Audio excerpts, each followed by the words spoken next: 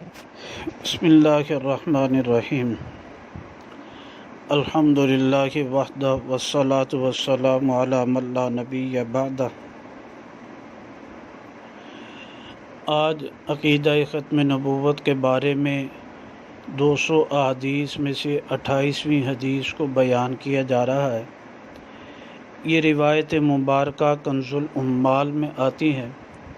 کنز الاموال کی جلد نمبر 12 صفحہ نمبر 73، کتاب الفضائل، فضائل هذه الامت المرحومہ میں اس میں حدیث مبارکہ عبداللہ ابن عباس رضی اللہ تعالیٰ عنہ سے مروی ہے۔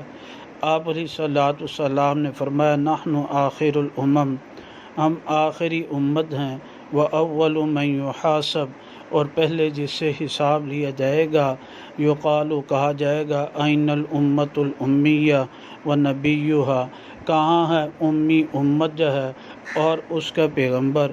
فَنَحْنُ الْآخِرُونَ الْأَوَّلُونَ، ہم آخری ہیں جی، لیکن جو ہے سب سے پہلے بھی ہیں، اول بھی ہیں، یعنی آپ علیہ الصلوۃ والسلام کی امت مبارکہ آخری امت ہوئی اور آپ علیہ الصلوۃ والسلام آخری پیغمبر ہوئے۔ اس امت کے بعد کوئی امت نہیں، نبی پاک صلی اللہ علیہ وسلم کے بعد کوئی پیغمبر نہیں جو ہے۔ اللہ سبحانہ و تعالیٰ صحیح سمجھ اور عمل کی توفیق نصیب فرمائے۔